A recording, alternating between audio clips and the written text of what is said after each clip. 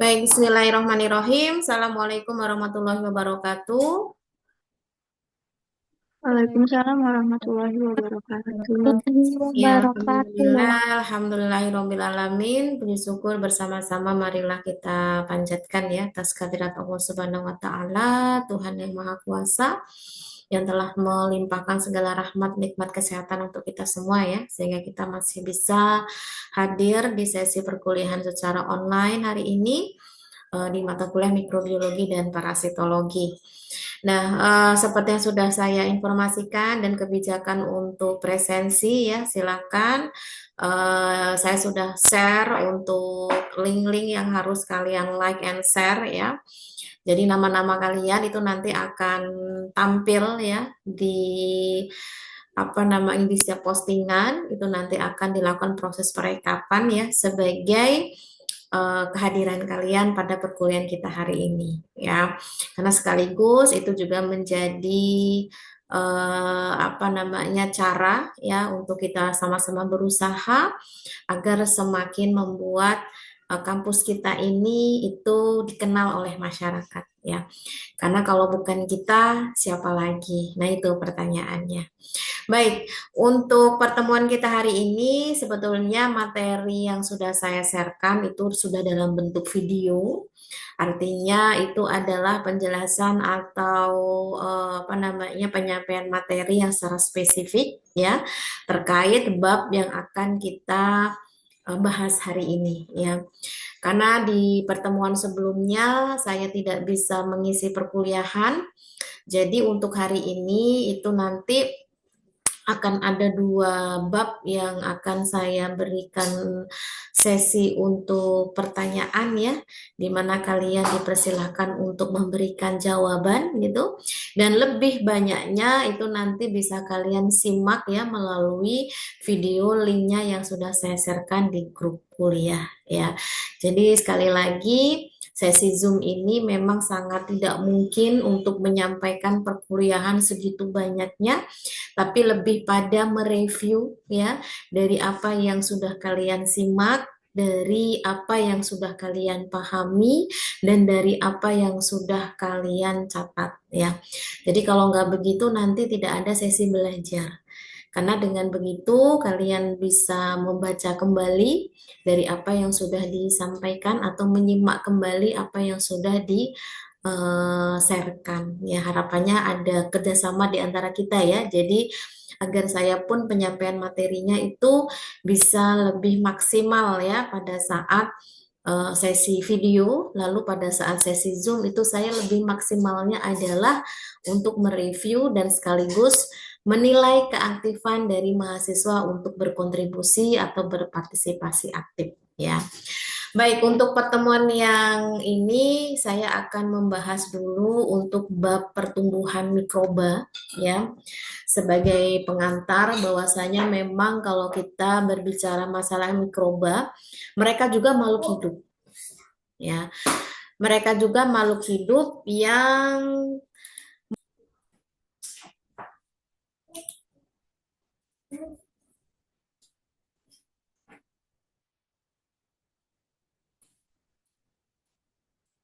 baik, sepertinya tadi terkendala ya. Saya tiba-tiba hilang layarnya.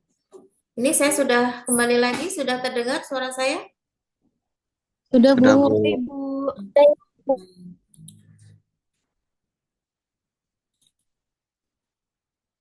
Ya, saya lanjut lagi. Jadi untuk mikroba yang mana itu juga adalah makhluk hidup, jadi harus betul-betul kita memahaminya juga sebagai makhluk hidup. Artinya syarat utama sesuatu itu disebut sebagai makhluk hidup itu adalah mampu tumbuh ya. Berarti ada proses pertumbuhan yang dialami oleh makhluk hidup tersebut.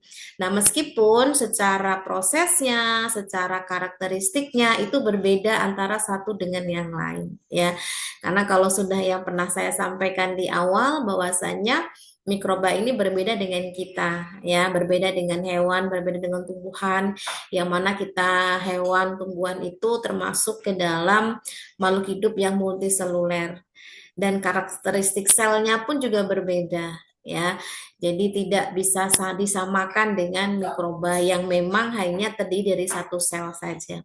Nah, karena terdiri dari satu sel aja, artinya pertumbuhannya pun juga pasti berbeda dengan makhluk hidup yang lain. Ya, nah kita harus mengenal itu. Bagaimana kita bisa mengidentifikasi suatu jenis bakteri tertentu kalau kita sendiri tidak tahu bagaimana sih proses tumbuhnya. Karena dengan begitu nanti akan memudahkan kita untuk belajar lebih lanjut ya.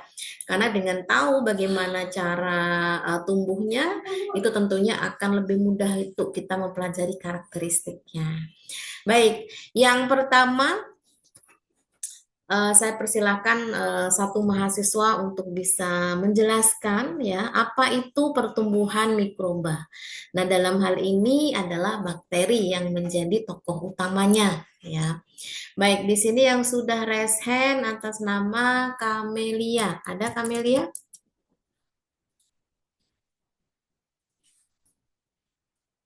Ada Ibu. Ya, silakan.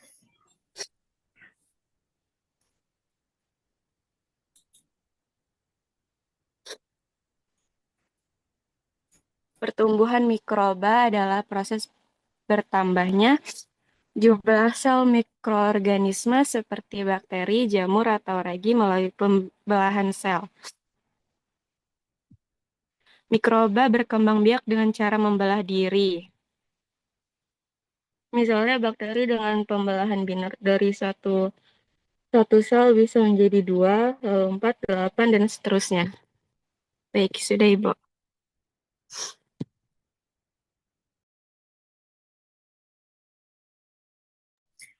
Oke, baik.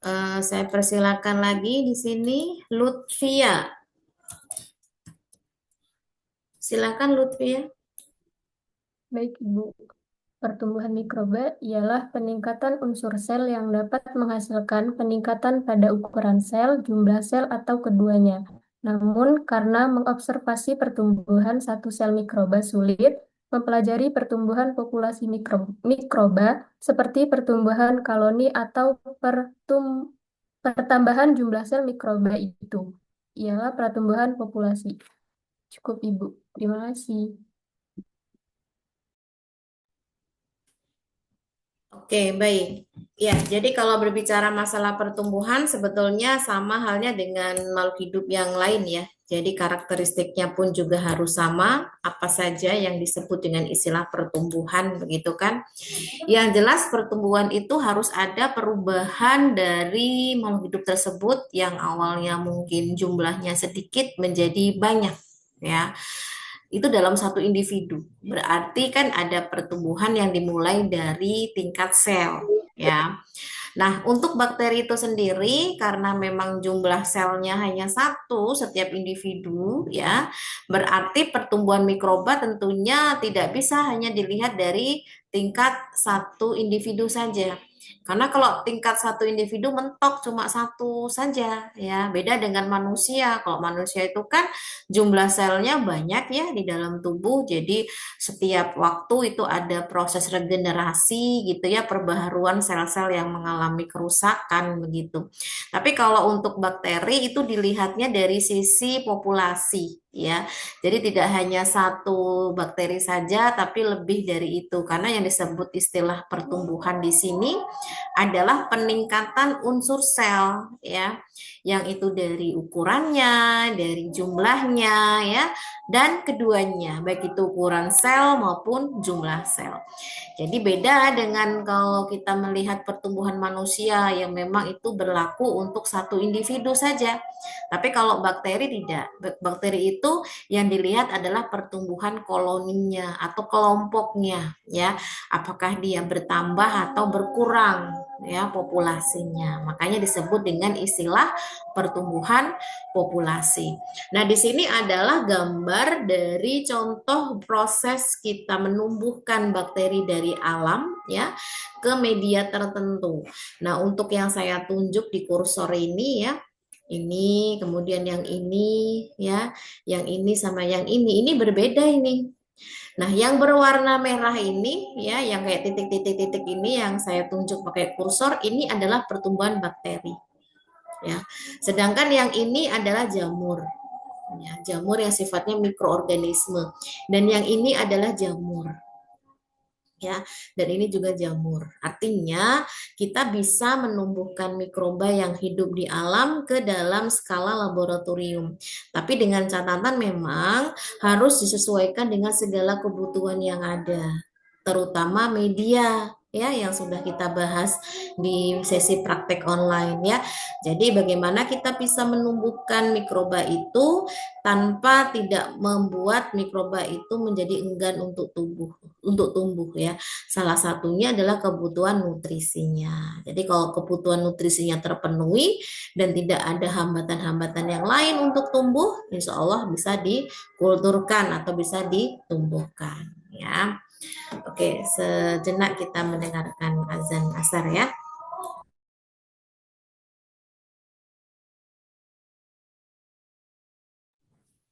Baik, kita lanjut lagi ya. Nah, itulah pengertian dari pertumbuhan mikroba yang tentunya bisa kita garis bawahi ya, meskipun pengertiannya sama dengan pertumbuhan pada umumnya pada makhluk hidup, tapi tetap berbeda karena melihat dari karakteristik dari bakteri itu kan sifatnya tunggal, jadi tidak bisa tubuhnya bisa menambah sel lagi itu nggak bisa. Yang ada itu adalah proses perbanyakan atau disebut dengan reproduksi gitu. Nah, di sini pertanyaan selanjutnya adalah ya, apa saja karakteristik pertumbuhan mikroba? Dalam hal ini adalah bakteri. Baik, saya persilahkan di sini atas nama Betty. Silakan.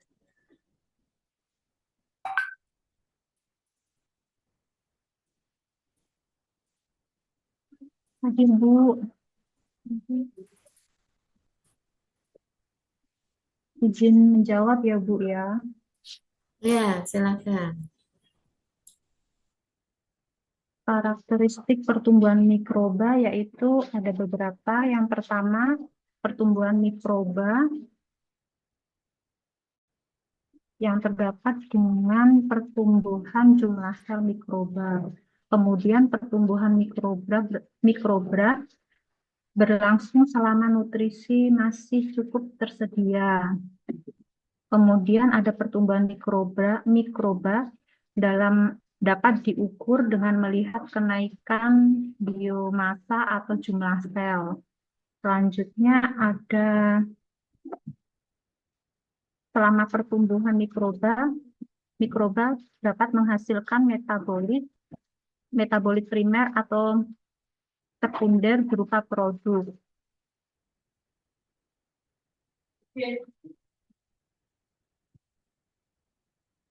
Demikian Bu jawaban dari saya. Oke, baik. Terima kasih ya atas jawabannya. Betul ya. Jadi, kalau kita bicara masalah karakteristik, tadi sudah disebutkan sebetulnya hampir sama dengan makhluk hidup yang lain, hanya saja bedanya ya. Dalam hal ini pertambahannya tidak hanya terjadi dalam individu ya, karena kalau individu kan dia hanya satu sel kan nggak mungkin ya dia nambah lagi. Tapi yang ada itu adalah ketika dia dilakukan proses perbanyakan ya. Jadi pertumbuhan mikroba itu adalah pertambahan jumlah selnya ya. Nah, bisa bisa menambahkan selnya atau ada perbanyakan selnya itu ada catatan ya. Catatannya adalah ketika kondisi lingkungannya mendukung. Salah satunya adalah nutrisi ya. Nah, kemudian pertumbuhan pada bakteri itu bisa diukur. Nah, dalam hal ini diukurnya ya tergantung mau dilihat dari apa, apakah dari jumlah selnya ya. Kan kalau dia dalam bentuk koloni-koloni itu kan tidak begitu langsung dilihat itu merata semua enggak kan pasti dia tumbuh kayak bulat-bulat yang tadi saya contohkan di foto awal ya. Nah, itu bisa dihitung itu berapa jumlahnya gitu. Nah, yang jelas kalau untuk bakteri ya, bakteri itu bisa dalam proses pertumbuhannya itu juga bermetabolisme, baik secara primer maupun sekunder. Kalau primer biasanya untuk pertumbuhan utamanya ya, untuk dia bisa tumbuh ya, berkembang dan memperbanyak diri. Yang itu pun kebutuhannya untuk yang sifatnya makro ya, entah itu karbohidrat, protein, lemak dan lain-lain. Nah, sedangkan kalau yang sekunder ini metabolit yang dihasilkan biasanya untuk perlindungan diri terhadap lingkungan. Ya, entah itu dari ancaman-ancaman mikroba yang lain atau ya, istilahnya untuk melindungi diri lah dari lingkungannya. Nah, dalam hal ini tentunya ketika metabolit sekunder itu diproduksi harus berada di kondisi yang memang kebutuhan nutrisinya terpenuhi. Ya, nah biasanya produk-produk yang dihasilkan pada saat proses metabolisme sekunder ini adalah produk yang memang banyak dibutuhkan oleh manusia. Ya, nah kenapa kita mengkulturkan bakteri ya karena sebetulnya kita ada udang di balik batu ya, ada maksud tertentu. Karena kita ingin supaya si bakteri itu menghasilkan metabolit sekundernya yang memang akan kita ambil. Jadi salah satu yang diterapkan di bidang industri untuk kultur bakteri itu adalah untuk menghasilkan metabolit sekundernya. Ya, jadi memang sengaja ditumbuhkan di skala yang besar. Nanti kalau sudah dihasilkan metabolis sekundernya baru dipanen ya, bahasanya seperti itu. Ya, apapun itu entah itu hormon, entah itu enzim atau yang lain-lainnya. Nah, itu untuk karakteristik pertumbuhan mikroba ya. Selanjutnya nah, ini ada gambaran bagaimana sih pertumbuhan bakteri itu terjadi. Yang jelas pertumbuhan bakteri itu sangat-sangat simpel. Ya, berbeda dengan manusia, hewan, tumbuhan yang sangat jelimet ya proses penambahan selnya gitu kan. Kalau kalian pernah dengar apa itu mitosis, apa itu meiosis gitu kan ya, kalau pernah belajar tentang itu. Nah, kalau bakteri enggak ya. Bakteri itu simple ya. Nah, simpelnya seperti apa? Nah, silakan nanti perwakilan dari mahasiswa bisa menjelaskan. Nah, di sini saya silakan satu mahasiswa ya yang bernama Aziz. Mana Aziz? Saya Bu, Ya, silakan. maaf Bu, off cam. Soalnya sinyalnya kadang susah kalau on cam Bu. Oke. Jadi prinsip pertumbuhan bakteri berdasarkan gambar berikut. Pertama itu terjadinya peningkatan semua komponen sel. Lalu bertambahnya jumlah volume dan ukuran sel. Itu disebut replika atau intinya peningkatan populasi. Selanjutnya pertumbuhan populasi ini bertumbuhnya sel-sel mikroba dalam populasi yang dapat dihitung berdasarkan peningkatan massa sel atau ukuran sel. Lalu ada pembelahan sel bakteri. Pembelahan ini pembelahan bersifat binier atau aseksual. Lalu setiap sel terbagi menjadi 2 sel anak berukuran yang sama. Seperti itu, Bu. Suara saya jelas nggak, Bu? Ya, oke. Oke, cukup? Cukup, Bu. Maaf. Iya.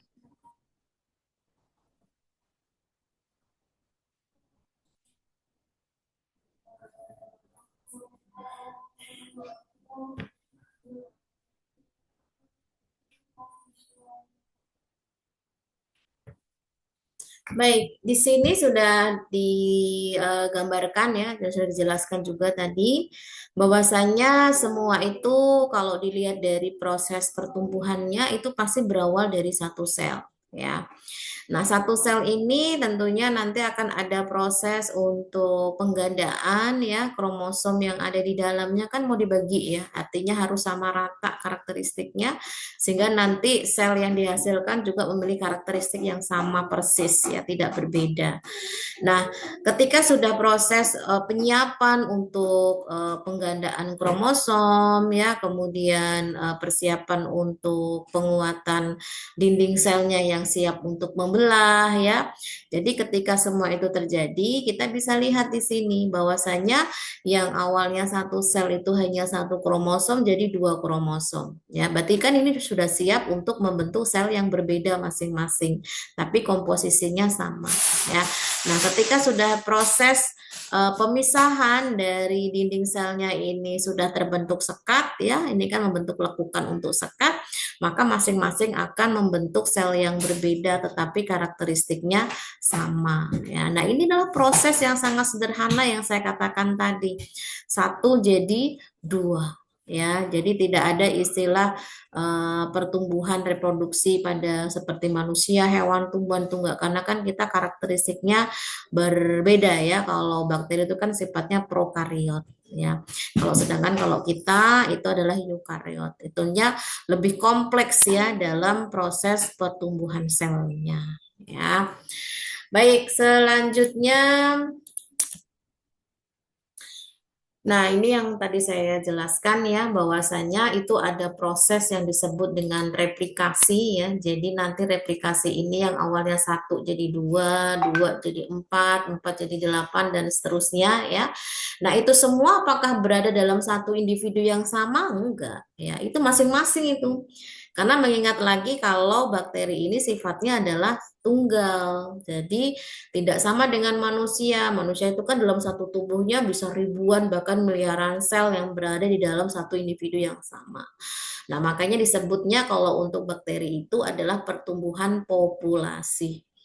Ya, jadi ada peningkatan massa sel di sana. Nah, pembelahan yang sudah dijelaskan tadi itu disebut pembelahan apa? Pembelahan biner atau yang sifatnya adalah aseksual. Ya, nah maka setiap sel itu akan menjadi 2 anak sel yang berukuran sama dan sama persis. Nah, makanya di awal ini harus ada keseimbangan untuk membagi rata ya kromosom yang itu merupakan adalah materi genetiknya, tidak boleh berbeda. Sebetulnya prinsip ini kalau diterapkan pada manusia itu disebut dengan pembelahan mitosis ya. Nah, ini juga terjadi pada tubuh manusia sebetulnya, tapi biasanya yang sifatnya adalah autosom, bukan gonosom.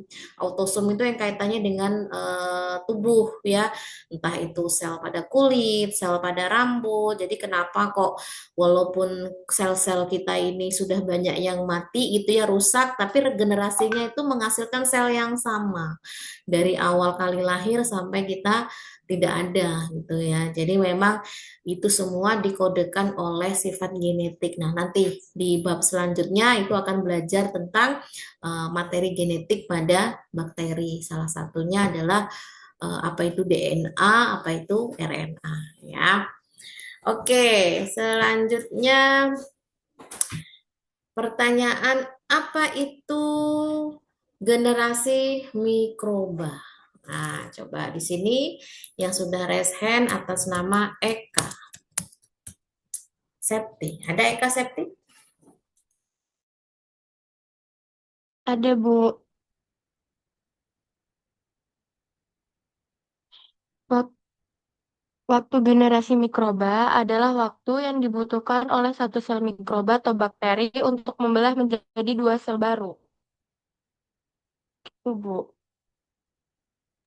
Oke, baik. Tadi sudah dijelaskan secara rinci bahwasanya memang bakteri itu kan bertahap ya, jadi nggak tiba-tiba langsung banyak, tetapi juga prosesnya dari 1 menjadi 2, 2 menjadi 4, dan seterusnya. Jadi kalau kalian lihat pada gambar ya, nah ini kan tahap yang tadi dijelaskan ya, dari nomor 1 sampai nomor 4 sampai betul-betul ini terpisah menjadi 2, yang awalnya 1 jadi 2 gitu. Nah, ini nanti masing-masing sel ini akan membelah lagi. 1 menjadi 2, nanti masing-masing ini membelah lagi menjadi 2 dan seterusnya. Ya. Nah, tentunya setiap bakteri memiliki waktu yang berbeda-beda untuk proses ini semua. Makanya kita kenal dengan waktu generasi. Jadi waktu yang diperlukan untuk sel ya membelah dari 1 sel menjadi 2 ya. Nah, itu juga dikenal dengan istilah doubling time atau waktu penggandaan ya. Nah, tentunya setiap bakteri itu punya waktu penggandaan yang beda dan kecepatan yang berbeda juga. Nah, maka kita bisa mengenal istilah kecepatan pertumbuhan. Maksudnya apa? Perubahan jumlah atau massa per unit waktu. Contoh ya. Jadi saya berikan contoh nah di sini. Kalau untuk Bacillus aureus ya. Bacillus cereus ini waktu generasinya adalah 28 menit ya. Jadi dia membelahnya sampai menjadi beberapa generasi itu 28 menit. Kalau E. coli sampai betul-betul dia itu menghasilkan dua sel yang berbeda itu 12,5 menit. Ya, jadi memang ini semua tergantung dari jenis bakterinya, begitu. Nah, makanya untuk perhitungan waktu generasi ini ada istilah perhitungan logaritme, ya. Karena kalau pembelahan selnya itu hanya 4 kali sampai 5 kali, mungkin kita masih enak yang ngitung pakai jari. Contoh, satu sel menjadi dua sel menjadi empat sel menjadi 8. Lah kok 8 sel menjadi berapa? Kemudian 64 sel jadi berapa? Kan ribuan itu nanti. Makanya kita mengenal rumus logaritma karena kan ini pertumbuhannya itu kan stabil ya. Satu jadi dua, dua jadi empat kayak kelipatan gitu ya. Kalau kalian ingat pelajaran matematika itu hitungan berpangkat ya. Makanya ada istilah waktu generasi, tapi kita harus tahu dulu rumus awalnya ya, bahwasanya N ini adalah jumlah sel akhir dari bakteri yang tumbuh. Itu cara mencarinya adalah N0, ya N0 itu jumlah sel awal dikali 2 pangkat N. Nah, N-nya ini tergantung mau berapa kali. Apakah 10 kali, 50 kali, itu berarti dipangkatkan ya. Nah, baru kita bisa menghitung waktu generasi. Waktu generasi itu adalah T per N. Nah, di mana T ini adalah waktu pertumbuhan eksponensial, kemudian kalau N itu adalah jumlah generasi. Jadi, kita pengen tahu jumlah banyaknya sel yang dihasilkan, sekaligus kita bisa melihat berapa generasi yang dilewati ya. Kalau kita kan generasinya kan panjang banget. Bahkan kita mungkin mentok sampai kakek nenek ya. Artinya dalam hal ini ketika kakek nenek punya orang tua kita ya, ibu bapak kita, ibu bapak punya kita, nanti kita menikah ya, kemudian punya anak, itu pun generasinya sudah sangat jauh ya, artinya kemakan usia begitu ya, paling mentok buyut kali ya, kalaupun toh memang ada dalam hal ini tuh masih bisa lah ya ngelihat cucu cicit gitu kan. Tapi kalau bakteri ini luar biasa karena hitungannya tidak seperti manusia yang bertahun-tahun untuk bereproduksi, membesarkan anak segala macam sampai betul-betul dia dewasa. Tapi kalau bakteri itu dalam hitungan detik, menit itu sudah begitu banyak. Nah, makanya sebetulnya kalau ingin mengembangkan obat yang bisa dikatakan lebih melihat kondisi jumlah, yaitu bakteri atau mikroba itu lebih cocok sebetulnya. Karena jumlah mereka tidak terbatas itu. Kan kita yang mau ambil yang sifatnya positif ya, ya kalau negatif ya jangan, kayak patogen ya ngapain dijadikan sumber obat. Tapi kan masalahnya untuk menumbuhkan mereka ini butuh dana yang besar gitu ya. Nggak semua industri itu sanggup gitu. Makanya hanya industri-industri besar yang memang mau mengembangkan teknologi yang bisa menumbuhkan bakteri, kita bisa mengambil metabolis sekundernya yang memang itu adalah produk dari bakteri gitu ya. Jadi memang bakteri yang menguntungkan. Oke, sekarang saya akan masuk ke kurva pertumbuhan. Jadi kurva pertumbuhan itu ini adalah kita bisa melihat grafiknya si bakteri itu tumbuh ya. Jadi kalau kalian mungkin pernah melihat ibu-ibu yang punya balita gitu ya, ketika di posyandu itu kan disuruh bawa buku posyandu pink itu kan ya. Kalau yang sudah berkeluarga pasti sudah tahu. Itu akan selalu dilihat tuh grafik pertumbuhan berat badan si anaknya. Jangan sampai nanti turun gitu. Karena kalau turun mengindikasikan apa? Kurang gizi lah, stunting lah gitu kan. Nah, si bakteri ini pun juga punya kurva pertumbuhan yang tentunya normalnya dari 0 sampai dia meningkat. Kecuali kalau nutrisinya habis, dia akan turun seketika gitu ya. Nah, makanya ada 4 fase di sini ya. Ada fase lag, fase log, ada fase stasioner, ada fase kematian. Kalau dilihat kan fase ini seperti fase hidupnya manusia ya. Jadi kita kan tidak mungkiri kehidupan yang kita jalani sekarang ini kan sifatnya hanya sementara ya. Semuanya pasti kita melewati masa-masa seperti ini. Tapi yang usianya lebih muda dari saya, Mungkin saya sedikit bisa lebih sombong gitu ya, karena saya pernah muda, tapi yang muda belum tentu pernah tua. Nah, karena kita nggak tahu namanya usia ya, tapi yang jelas karena kita sudah tahu yang namanya semua ada batas akhirnya, ya berarti yuk kita bersama-sama untuk memanfaatkan waktu yang diberikan, kesempatan yang diberikan gitu ya, dengan hal-hal yang positif gitu. Itu sih nilai maknanya itu untuk mengingatkan kembali. Nah, ada 4 fase. Fase yang pertama adalah fase luck. Oke, saya persilahkan siapa yang mau menjawab. Di sini atas nama Yusuf, silakan Yusuf Sugeng.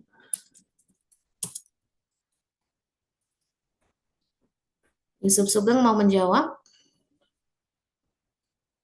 Ibu, bentar Bu, masih ada pasien Oke, Bu di ya. nanti sumber sebelahnya sebentar ya Bu. Oke. Diperbolehkan di sebelah.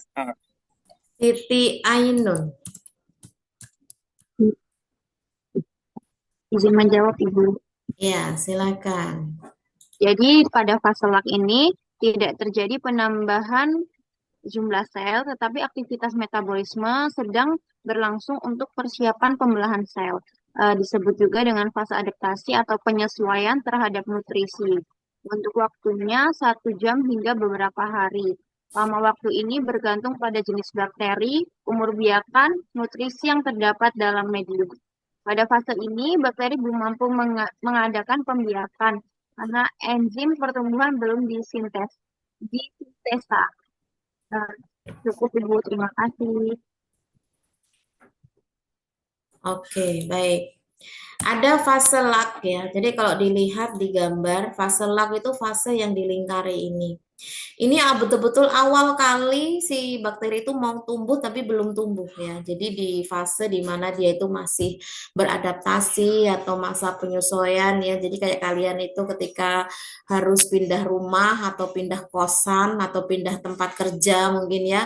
Hari pertama itu kan hari yang bisa dikatakan ngelek ya. Jadi ngelak itu maksudnya kita tuh melihat-lihat dulu ini kondisinya gimana, bisa nggak menunjang pertumbuhan saya, nutrisinya bagaimana. Nah, itu fase yang memang untuk bersiap-siap gitu ya, melanjutkan langkah berikutnya. Nah, kalau dalam sesi bakteri ini maksudnya adalah persiapan pembelahan sel, tapi memang belum membelah gitu ya, karena fase penyesuaian itu tadi.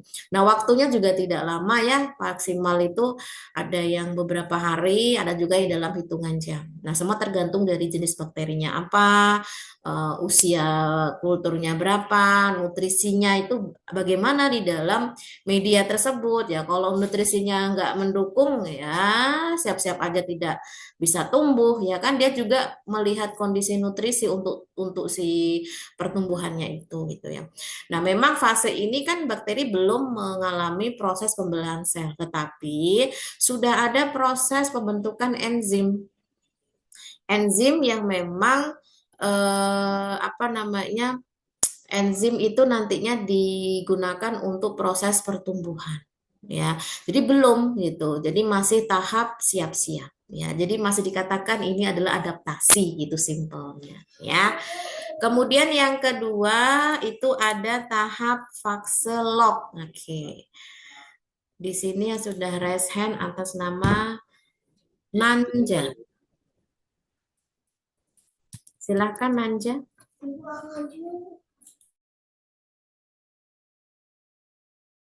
Baik, Ibu.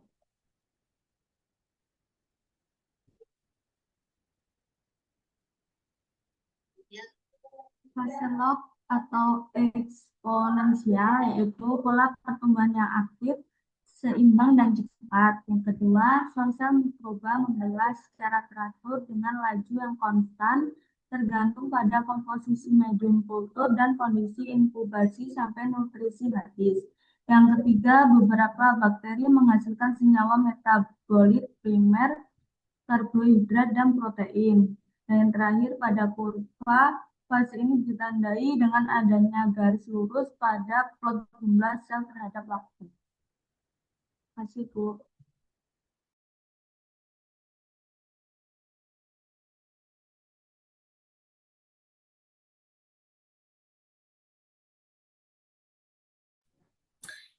Oke, baik. Selanjutnya adalah fase log ya. Jadi fase log ini kalau kalian lihat ya, di sini ada proses pertumbuhan yang signifikan. Dia naik ke atas yang dilingkari ini. Karena di sini itu terjadi proses pertumbuhan yang cepat. Pasti ada alasannya kenapa tumbuhnya cepat. Ya karena memang kebutuhan nutrisinya terpenuhi gitu ya. Nah, tentunya dalam hal ini bakteri akan semakin semangat gitu ya untuk melakukan metabolisme baik itu primer maupun sekunder ya. Karena dengan adanya peningkatan ini pasti diiringi dengan jumlah bakteri yang meningkat. Karena apa? Selnya terus bertambah ya.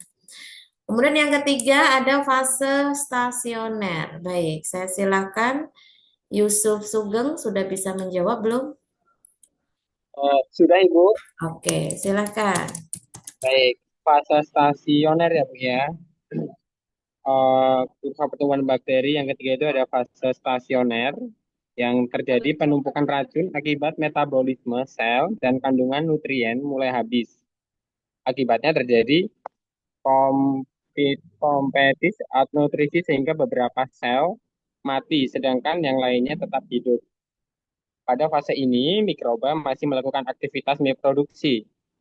Metabolit sekunder seperti antibiotik, pertumbuhan sama dengan kematian. Baik Ibu, terima kasih sudah Ibu.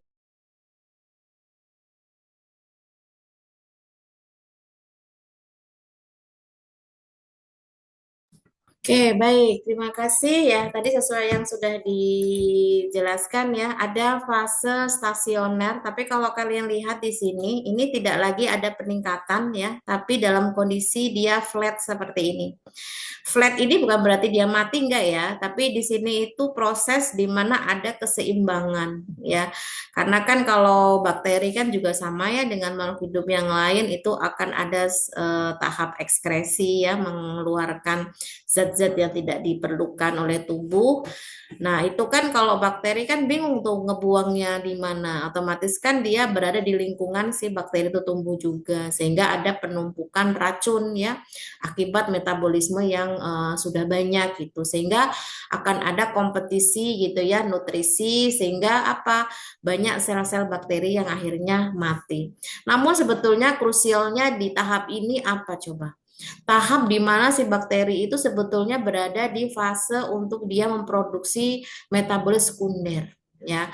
Nah, ini kalau nggak dipertahankan beberapa saat, tentunya produksi itu tidak baik ya jumlahnya. Padahal kan kalau industri-industri yang mau mengembangkan metabolis sekunder dari bakteri ya tahap stasioner ini yang perlu dipertahankan gitu ya. Karena fase yang beda tipis antara pertumbuhan dan kematian. Jadi dalam hal ini harus ada pemantauan yang rutin ya, terutama nutrisinya supaya dia bisa menghasilkan metabolis sekunder. Nah, apa yang sudah pernah dihasilkan bakteri dan memang sampai sekarang itu masih dimanfaatkan dan terus dikembangkan ya antibiotik gitu ya. Antibiotik itu kan juga dihasilkannya atau diproduksinya dengan cara seperti ini ditumbuhkan ya, kemudian dibiarkan tumbuh metabolisme primer dan sekundernya sampai dia menghasilkan antibiotik, baru antibiotik itulah yang nantinya kita ambil begitu. Ya tentunya tidak semudah secara apa kita sampaikan ya, karena semuanya butuh prosedur yang matang ya, alat bahan yang tentunya tidak murah dan tidaklah mudah gitu. Tapi dengan begitu ya teknologi kan sangat mendukung sekali ya, karena harus ada support dari berbagai pihak sehingga antibiotik itu bisa dihasilkan gitu. Kemudian yang terakhir adalah fase kematian. Di sini saya persilahkan atas nama Syakila. Silakan Syakila. Baik Ibu, izin menjawab, fase kematian itu penurunan karena merupakan akhir dari suatu individu yang kembali ke titik awal. Sel-sel mati dengan kecepatan eksponensial. Sudah Ibu, terima kasih.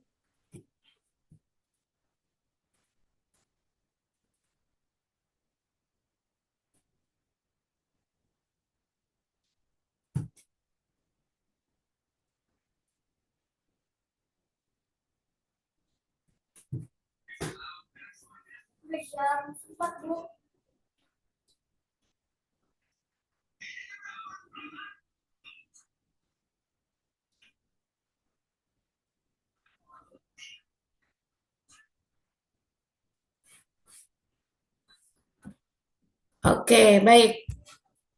Ya, fase kematian. Jadi fase kematian ini berarti masa fase stasionernya sudah habis ya. Jadi toksin-toksin yang dikeluarkan itu sudah melebihi batas. Akhirnya banyak sel-sel yang sudah mati, ketambah nutrisinya tidak ada asupan gitu ya. Makanya biasanya kalau di industri itu nggak dibiarkan begitu saja sampai betul-betul dia menghasilkan hasil metabolisme sekunder yang banyak, itu akan dipasok terus nutrisinya gitu supaya bakteri tetap bisa tumbuh dan kemudian memisahkan antara toksinnya agar tidak mengganggu pertumbuhan dari bakteri. Kalau yang disebut pertumbuhan ini kan sifatnya yang normal, memang alami terjadi. Tapi kalau kita mau mengembangkan bakteri itu di industri ya harus disiasati, harus dicara gitu ya agar si bakteri itu tidak cepat mati, ya berarti ditambahkan nutrisi secara berkala gitu. Tapi ya lumrahnya ya seperti kehidupan manusia ya, ketika ada batas akhir berarti semuanya sudah selesai. Jadi sel-sel itu banyak yang mati, akhirnya kurvanya turun begitu. Nah, disebut dengan fase kematian gitu. Oke, ini untuk bab pertumbuhan ya. Jadi satu lagi untuk bisa kita tanya jawab ya, yaitu bab reproduksi.